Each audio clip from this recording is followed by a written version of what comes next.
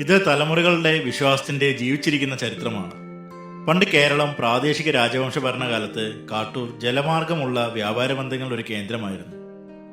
ഇവിടെ ഉത്ഭവപ്പെട്ട ക്രൈസ്തവ സമൂഹം പ്രാർത്ഥനയ്ക്കായി ഒത്തുചേരുന്നതിനും മത സാമൂഹിക സാംസ്കാരിക വളർച്ചയ്ക്കും വേണ്ടി ക്രൈസ്തവ ദേവാലയങ്ങൾ സ്ഥാപിക്കപ്പെട്ടു. ആദ്യകാലങ്ങളിൽ ഇവിടെയുള്ള വിശ്വാസമൂഹം ആരാധനയ്ക്കായി ആശ്രയിച്ചിരുന്നത് എടത്തുരുത്തി ദേവാലയമായിരുന്നു.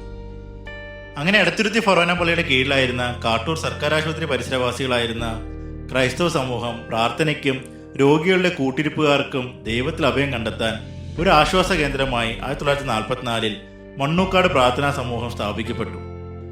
പിന്നീട് അവരുടെ ആത്മാർത്ഥമായ പ്രവർത്തനത്തിന്റെ ഫലമായി 1959 മെയ് 31 ഒരു കപ്പേള ഉയർത്തപ്പെട്ടു. ഇതോടെ ഈ പ്രദേശം മണ്ണൂക്കാട് കപ്പേള പരിസരം എന്നറിയപ്പെടാൻ തുടങ്ങി. ഫാത്തിമ മാതാവിന്റെ അനുഗ്രഹത്താൽ വിശ്വാസമൂഹം വളരാൻ തുടങ്ങി. കാലങ്ങൾ കടന്നുപോയി.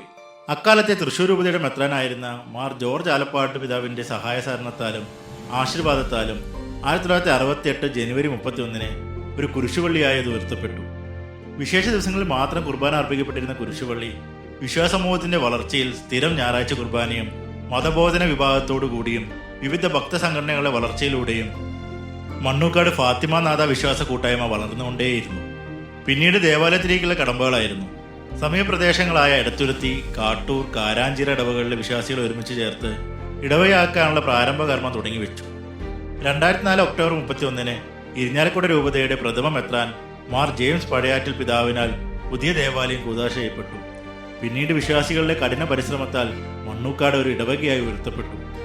ഇന്ന് കാണുന്ന ഈ വിശ്വാസമൂഹം അവരുടെ വളർച്ചയിൽ സഹസ്രാബ്ദങ്ങൾക്ക് മുമ്പ് ക്രിസ്തീയ വിശ്വാസത്തിന്റെ കൈത്തിരിയുമായി വന്ന നമ്മുടെ പിതാവ് വിശുദ്ധ തോമസ് ശ്ലീഹായുടെ പാവന പാദസ്പർശമേറ്റ് പുളകമണിഞ്ഞ മണ്ണാണിത്. വിശ്വാസത്തിന്റെ ദീപസ്തംഭമായ സർക്കാരിയുടെ കാവൽക്കാരിയായി മാനവരക്ഷയ്ക്കായി പ്രാർത്ഥിക്കുന്ന അമ്മയായി കാട്ടൂരിൽ പിറവിയെടുത്ത വിശുദ്ധ എപ്രോസ്യാമ്മയുടെ കരലാളനമേറ്റ പൈതൃക ഭൂവിലെ വിശ്വാസികളാണ് നമ്മൾ. നമ്മുടെ രൂപതയിലെ പടിഞ്ഞാറ് അതിർത്തിയിലുള്ള ഈ ദേവാലയം ഫാത്തിമ മാതാവിന്റെ അനുഗ്രഹത്താൽ ക്രിസ്തു വിശ്വാസത്തിന്റെ സജീവ സാക്ഷ്യമായി ഇന്നും നിലകൊള്ളുന്നു.